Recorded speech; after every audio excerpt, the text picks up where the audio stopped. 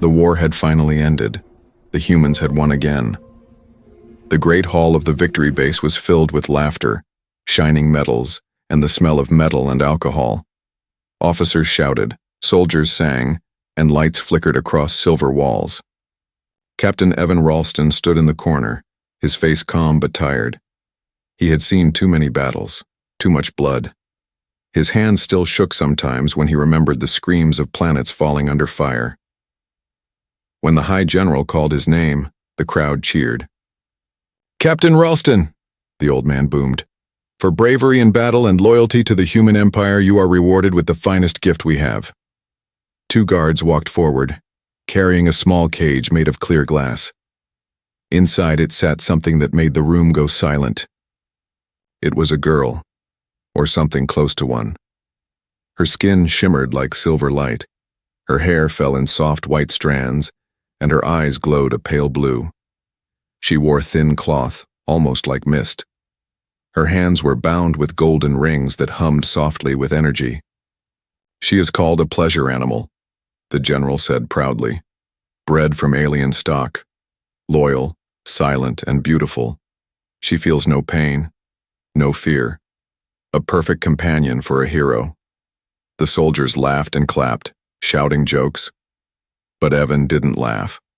He looked at the creature, at her small shoulders, her trembling fingers, her frightened eyes, and something inside him felt cold.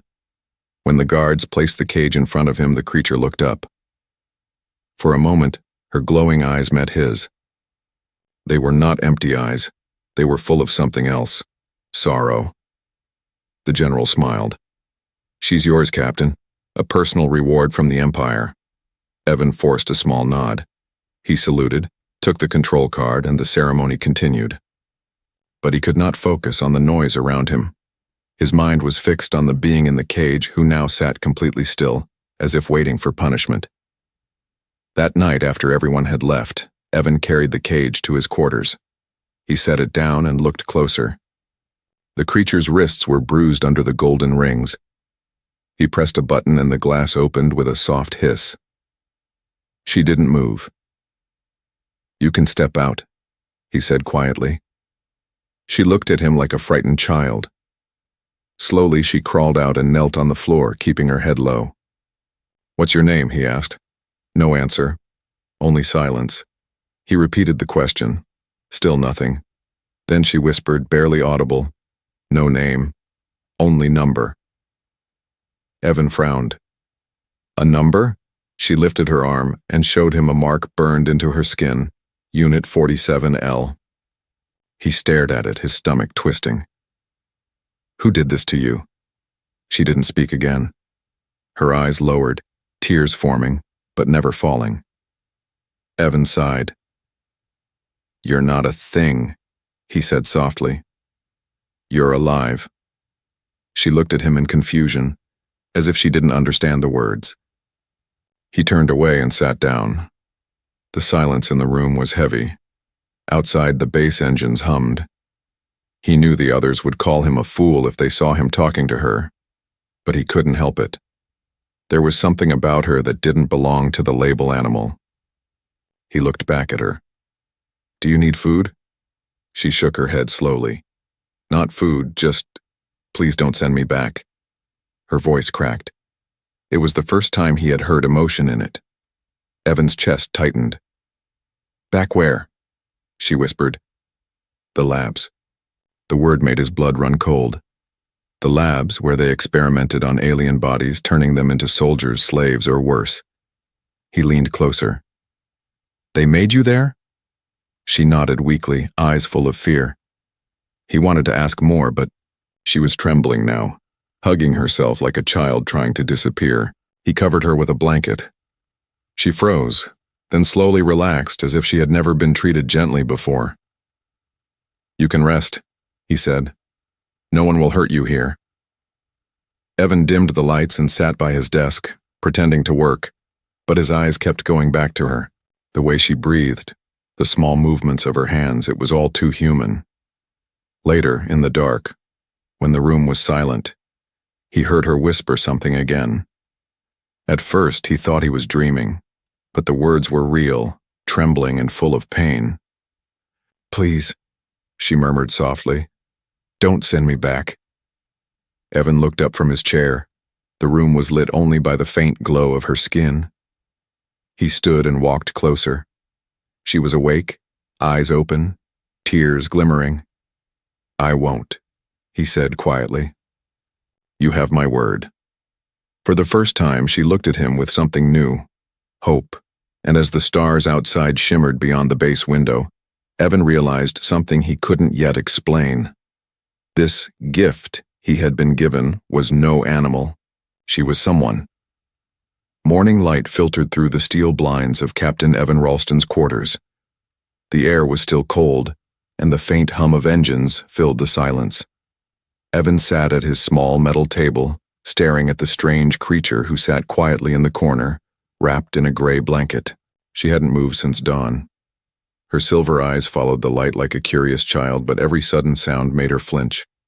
She looked fragile, too fragile for a universe made of iron and fire. Evan set a tray of food on the table. "You should eat," he said softly. "It's safe." She tilted her head, studying him carefully. Then, with hesitant hands, she picked up a piece of fruit and sniffed it. After a pause, she took a tiny bite. Her lips trembled. It had been years, maybe, since she'd eaten freely. Evan smiled faintly. "Good, see? No tricks." She nodded once, her voice quiet. "You are different." "Different?" he asked. "Others laugh," she whispered. "You don't." Evan's throat tightened. He didn't know how to answer that, so he simply said, "You deserve to be treated right. You're not a tool." She looked down at her hands. The golden rings around her wrists were still there, glowing softly. "They say I was made, not born." He leaned closer. "Do you remember anything? Before the labs?" She hesitated, closing her eyes. Dark rooms, cold water, voices calling me unit. She opened her eyes again, empty but sad. Never a name. Evan felt a deep ache in his chest. He had seen prisoners, slaves, even machines with numbers, but never a living soul so lost that it didn't even know what to call itself. He rubbed the back of his neck, thinking. Then he said quietly, "Everyone deserves a name, even stars have names." She blinked, confused. "Name? Yes. A word that belongs only to you. Something beautiful." He thought for a long moment, watching her silver eyes reflect the light. Then he whispered, "Lyra. Your name will be Lyra." She repeated it slowly, the sound soft on her tongue. Lyra. A small, uncertain smile touched her lips. It was the first time he had seen her smile. Evan nodded. "Yes. Lyra. It suits you." Something changed in the air then. She seemed brighter. The room no longer felt as heavy. She looked at him again, almost shyly. "Lyra," she said again, as if trying to remember it forever. From that day, she was no longer Unit 47L. She was Lyra. Later that week, rumors began to spread around the base. Soldiers whispered in the halls. "The captain's gone soft," one said. "He talks to that thing like it's a person." Another laughed. "Maybe he's fallen in love with his pet." Evan ignored them. He kept Lyra hidden in his quarters as much as he could. He knew the others would hurt her if they found out he'd removed her collar. Every night, he taught her new words. She learned fast, too fast. Within days, she could speak almost like a child. She asked questions about everything, the stars, the war, even the sound of music. "Why do humans fight?" she asked once. Evan sighed. "Because we're afraid of what we don't understand." She looked down at her glowing hands. "Then they fear me." He nodded slowly. "Yes, but I don't." Sometimes she would stand by the window and stare at the stars for hours. "I feel something," she would whisper, "out there, like a voice calling my name." Evan wanted to believe her, but it frightened him too. One night, while Lyra was asleep, Evan sat at his desk looking through the military database. He entered her serial code, 47L. What he found froze him. The code didn't match any alien record. It matched something else, an old file from 20 years ago. Project Seraph Human Hybrid Experiment, and next to it one chilling note. Subject created from recovered human DNA. Evan's heart pounded. He scrolled further, reading the details. DNA source. Missing child, female, colonist station, Vega 9. He leaned back, shock in his eyes. She wasn't an alien, she was part human. He looked over at Lyra, sleeping peacefully for once, her silver hair falling across her face. She looked like an angel, and yet she was proof of something terrible. They had used a human child to create her. Evan clenched his fists. The empire he served wasn't only cruel, it was monstrous. When morning came, he didn't tell her what he found. Not yet. She deserved a little more peace before the truth shattered her world. Instead, he brought her a small silver chain and said, "This is for you." She touched it gently. "Why?" "Because," he said with a faint smile, "people who have names deserve something to hold on to." She looked up at him, eyes soft and full of light. "You gave me a name," she said quietly. "No one ever did that before." Evan didn't reply. He just smiled and turned away, hiding the storm in his mind. But deep inside, he knew the truth. The moment he gave her a name, everything changed. She wasn't just his reward. She was the beginning of something forbidden. Night on the military base was quiet but not peaceful. Cold lights flickered through long metal corridors and the sound of distant engines echoed like a heartbeat beneath the floor. Captain Evan Ralston sat at his desk again, staring at the screen that had destroyed everything he once believed. Project Seraph. The words glowed on his monitor, cruel and bright. Beneath them, a list of human names scrolled by. Missing colonists, children, refugees, all marked DNA source approved. Evan's stomach turned. The government had taken people, not aliens, and used them to create hybrids like Lyra. They called them pleasure animals, but they were victims of experiments. He looked across the room. Lyra was sitting by the window, tracing the stars with her finger against the glass. She looked peaceful, innocent, nothing like the dark secret hidden in those files. He whispered to himself, "They lied to us all." "Evan?" Her soft voice broke the silence. He closed the screen quickly. "You should rest, Lyra." She tilted her head. "You were reading again. Your face looks sad." He hesitated. "Just tired." She stood and walked toward him slowly, her bare feet silent on the metal floor. "You don't lie well," she said softly. Humans smile when they lie. That made him laugh, a small, broken laugh. "You're learning too much," he said. She smiled faintly. "You teach me." Then her expression grew serious. "But there is something you don't tell me." Evan looked into her eyes, glowing, alive, too human. He wanted to protect her, but how could he protect her from the truth that created her? He took a deep breath. "Lyra, I found out who you are." Her eyes widened slightly. "Who?" He turned the screen toward her. "You were not born an alien. You were made from a human." She froze, staring at the words on the screen. Her lips trembled. "Made from human?" "Yes, you were part of an experiment. A secret project. They used human DNA and mixed it with alien genes to create you. You are not a pet, Lyra. You are their mistake." She took a step back, shaking her head slowly. "No, that cannot be true." "It is," he said quietly. "They called you Project Seraph. They said you were too powerful, too emotional, so they erased your memories and turned you into something they could control." Tears shimmered in her silver eyes. "Then who am I?" Evan's voice broke. "You're someone who deserves to live free. That's all that matters." But Lyra's breathing grew sharp.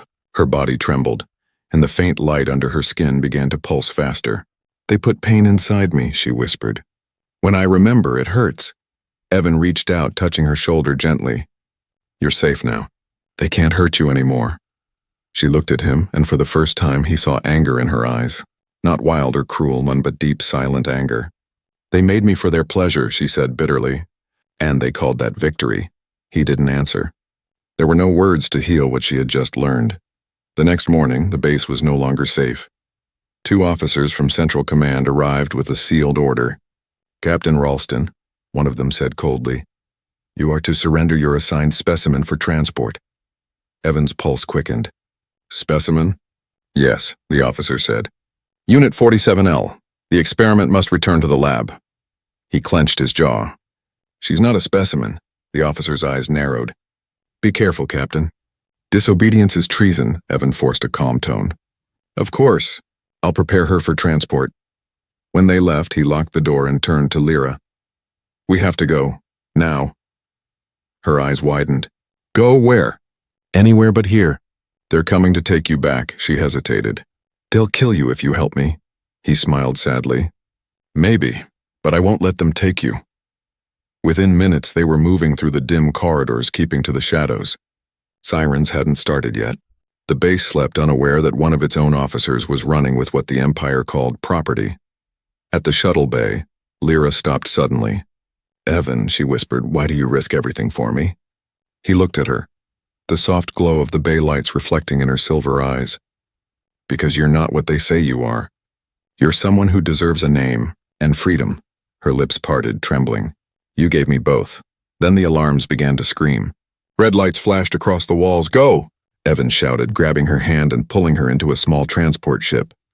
The engines roared to life as guards ran into the hangar, shouting commands. Blaster fire sparked against the hull, but the ship lifted anyway, tearing into the dark sky. As they broke free of the atmosphere, Lyra looked back through the window. The base below burned like a dying star. Evan's communicator crackled suddenly with a cold voice. Captain Ralston, said the general, return the creature immediately, or we will erase both of you. Evan didn't respond. He turned off the signal and stared ahead into the endless dark. Lyra sat beside him, trembling but free. For the first time, she reached for his hand, and for the first time, he realized something terrifying and beautiful. He wasn't saving her anymore. They were saving each other. The ship drifted through endless darkness. Stars stretched like silver scars across the void, and the blue glow of distant planets shimmered beyond the cockpit glass. Evan Ralston sat at the controls, his jaw tight, eyes fixed on the stars ahead. He had no map, no plan, only a stolen ship, a fugitive creature beside him, and an entire fleet hunting them. Behind him, Lyra sat quietly, wrapped in a thin blanket.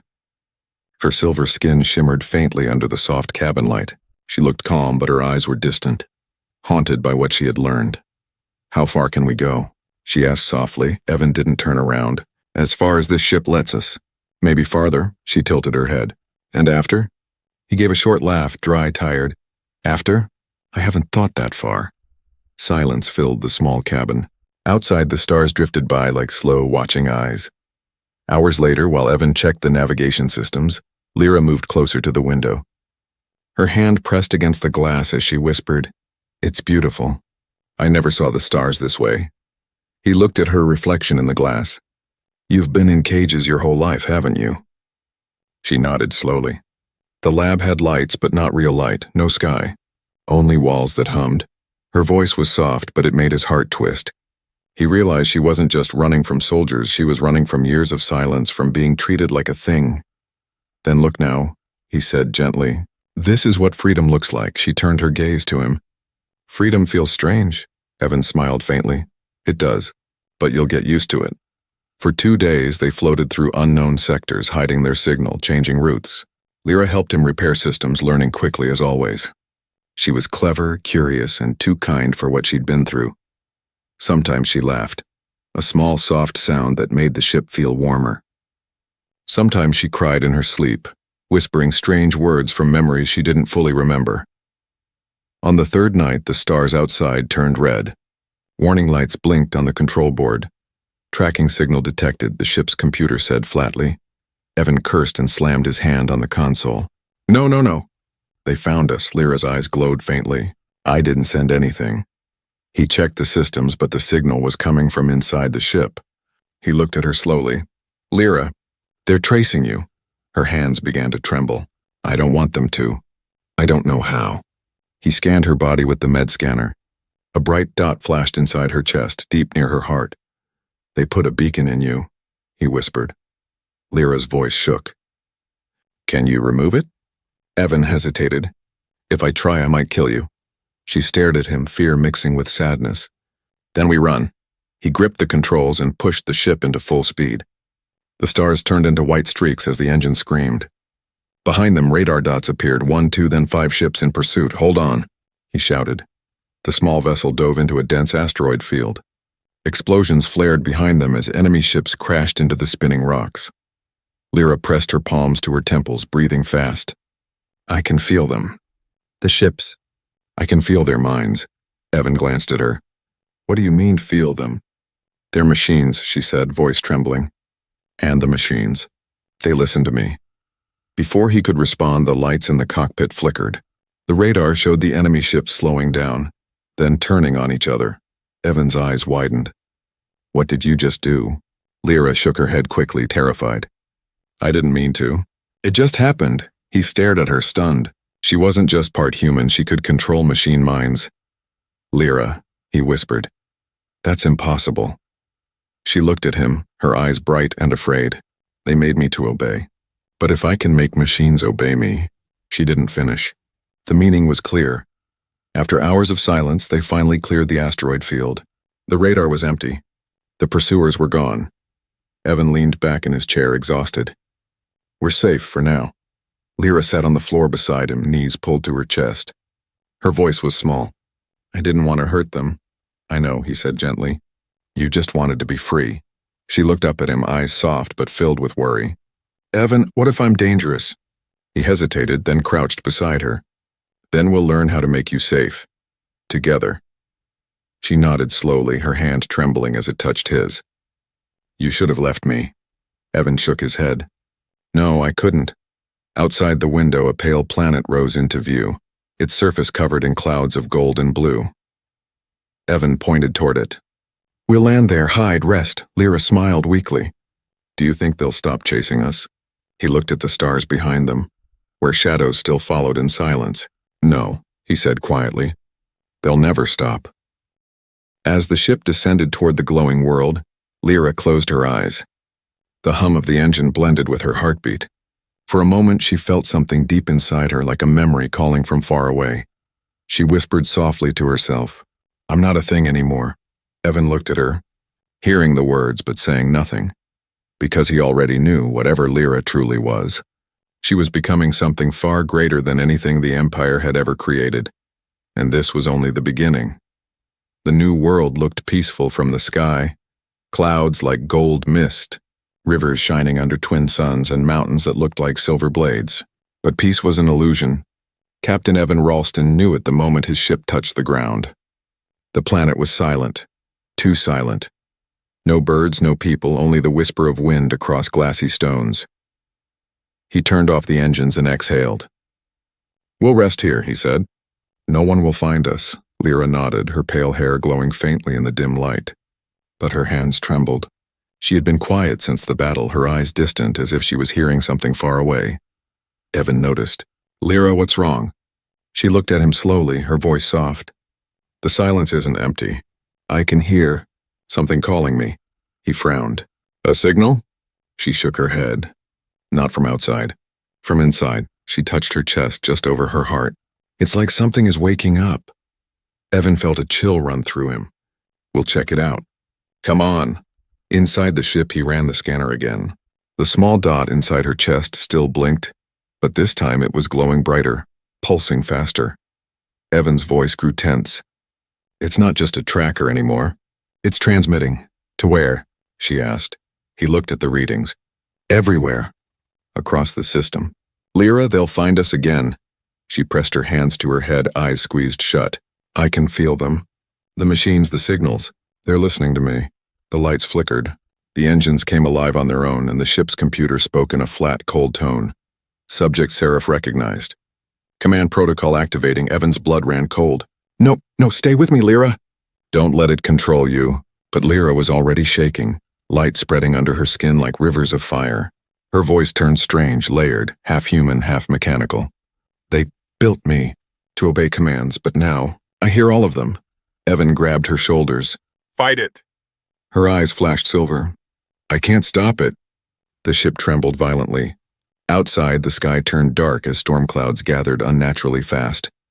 Evan reached for the control panel and tried to shut the power down.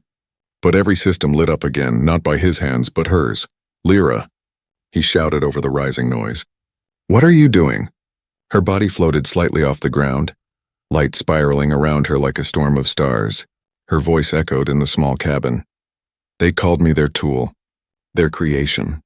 But I see their network now. I can touch it," she screamed, like not in pain but in release. The storm outside exploded with light. When it ended, everything was quiet. The wind stopped. The sky cleared. The ship had powered down completely. Evan rushed to her side. She was lying on the floor, pale, trembling, but alive. Her eyes flickered open. "Evan," she whispered weakly. "I stopped the signal. I think I shut them out." He held her close. "You did it. You're safe," she smiled faintly. "I saw everything." Their ships. Their stations. The other hybrids. "They're all trapped. Hundreds of them." Evan froze. "There are others?" She nodded slowly. "They made many like me, but different. Some are broken. Some are still asleep." He stared at her in disbelief. "Then we can't stay here. We have to help them." Her eyes filled with tears. "Help them? They'll hate me. They'll hate what I am." He brushed her hair gently. "You're not what they made you. You're who you choose to be." That night, while Lyra slept, Evan sent a message through the ship's remaining comms, a single coded transmission that read, "To anyone listening beyond the Empire's control, Project Seraph is alive." He knew it was dangerous, but he couldn't stay silent. As he watched her sleeping form, something else flickered on the ship's monitor, a faint reply signal. "Unknown source. Unknown origin. Only one word, we're coming." Evan's heart pounded. Was it rescue? Or the hunters? He reached for his gun and kept watch through the night, his mind racing. When dawn came, Lyra awoke and sat beside him. "You didn't sleep," she said softly. He smiled tiredly. "Couldn't risk it. Someone answered our signal." Her expression darkened. "Then they know where we are." Before he could answer, the ground trembled beneath them. A deep rumble echoed through the valley, and a massive shadow passed overhead. Evan ran to the window. A colossal warship hung in the sky, black as night, the symbol of the human empire glowing red on its side. "They found us," he whispered.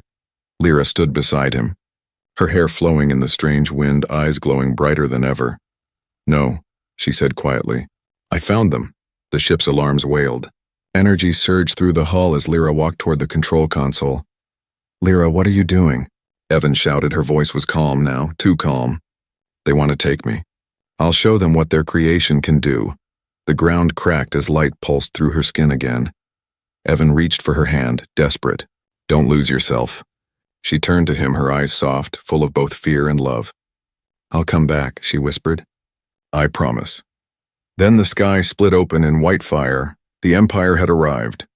But this time they weren't hunting a weapon. They were facing one. The world was shaking. The sky had turned to light. The Empire's warship hung above the planet like a dark god. Its engines burned red and its voice thundered across the clouds. "Subject Seraph detected. Termination protocol authorized."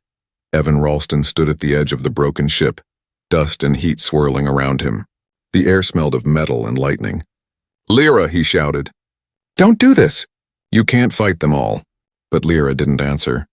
She stood in the open field beyond the wreck, her bare feet sinking into the glowing soil. Her silver hair whipped in the wind and her eyes burned like twin stars.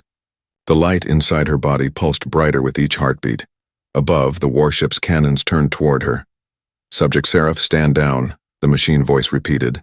"You are property of the Empire." Lyra raised her head slowly.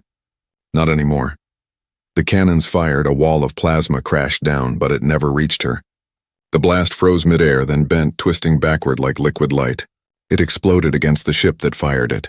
Evan stared in disbelief. "Oh my God." Lyra's voice echoed through the valley, deep and strange. "They made me from human flesh and machine blood. They built me to obey. But I remember now." The ground rippled beneath her as she lifted off, floating upward through the storm. Her glow grew so bright it turned the dark sky white. Evan ran after her, shouting her name again and again, but the sound of her power drowned everything.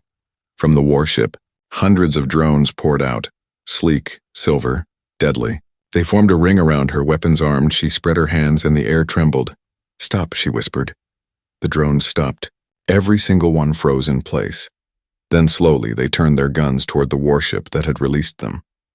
Inside the command deck, panic broke out. "Override the control systems," shouted a general. "She's inside the network." But it was too late. The drones fired together, tearing into the Empire ship. Fire spread across the hull like a burning crown. Evan shielded his eyes as debris fell from the sky. Lyra hovered in the center of it all, her face calm, her body glowing like a living sun. Then her light began to flicker. "Lyra," Evan called again, climbing a ridge to reach her. She was trembling now, her power eating her alive. "I can stop them," she gasped. "But I can't." "Hold it!" He reached her side, pulling her close. "You have to stop. You'll burn yourself out." Tears mixed with the light running down her cheeks. "I can feel everything, Evan. Every machine, every signal. They're all screaming. Then let it go," he begged. Her voice cracked. "If I stop now, they'll come again. They'll take more, make more of me." Evan's heart twisted. She wasn't fighting for herself anymore. She was fighting for everyone they had made, for every voice lost in the Empire's darkness. He pressed his forehead against hers. "Then let me help." "You can't," she whispered. "This isn't your war." "Yes, it is," he said fiercely.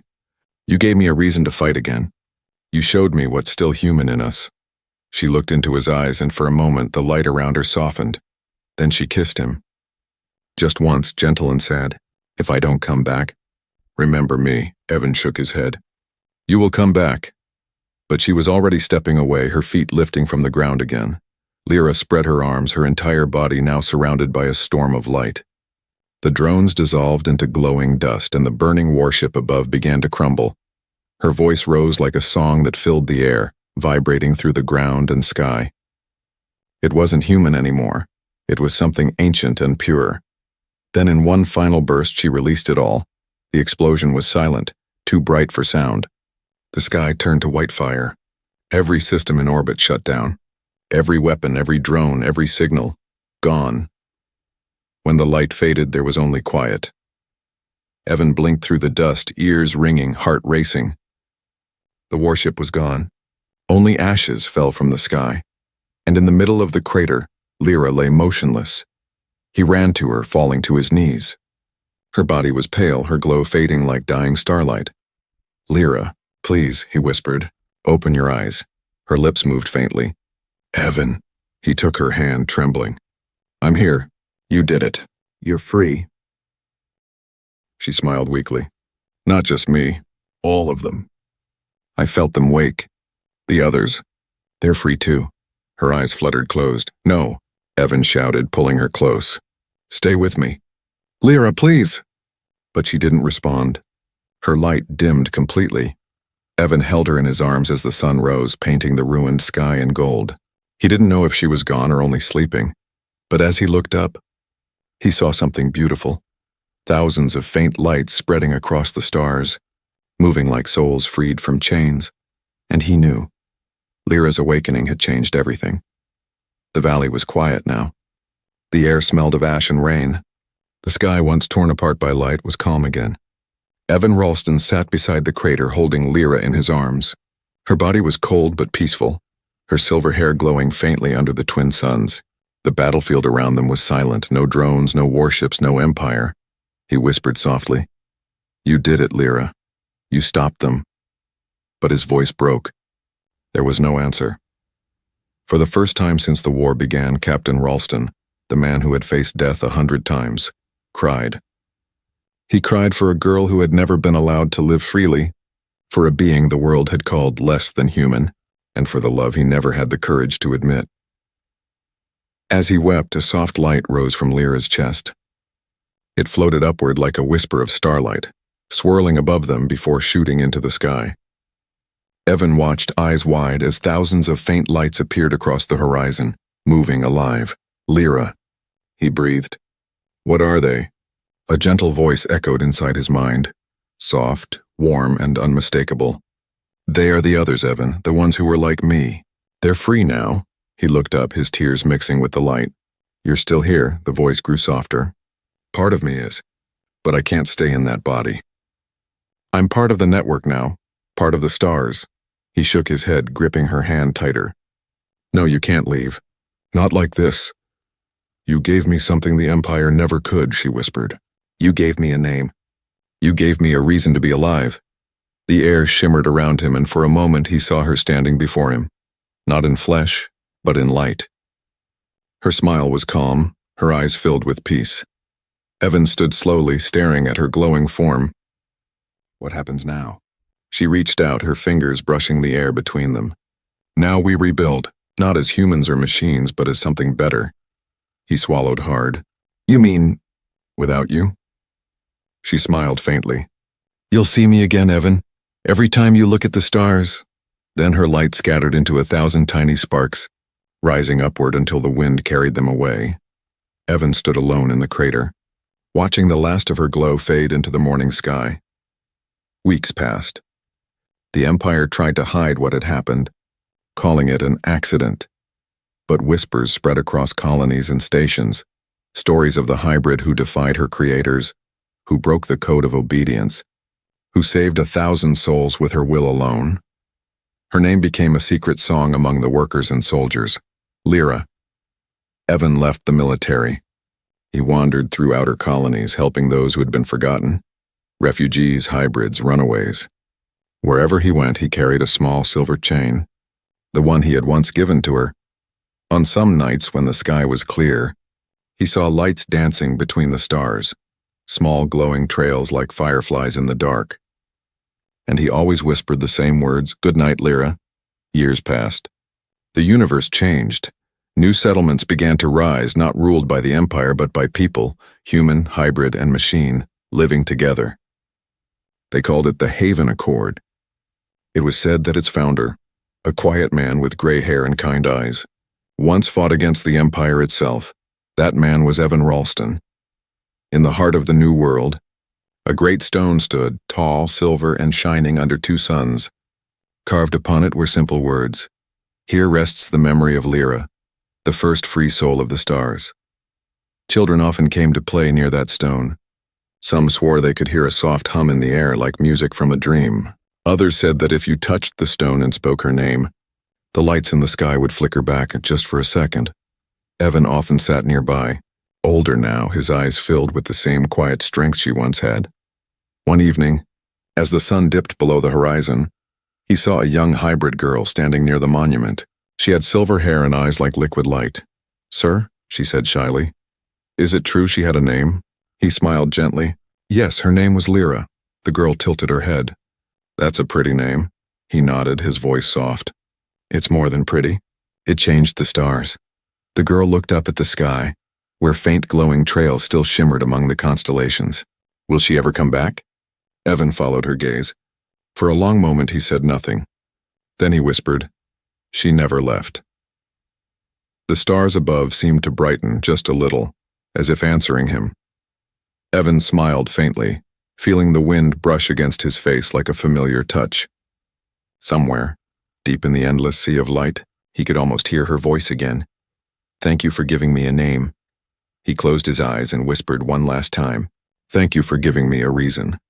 And in the quiet that followed, the stars sang,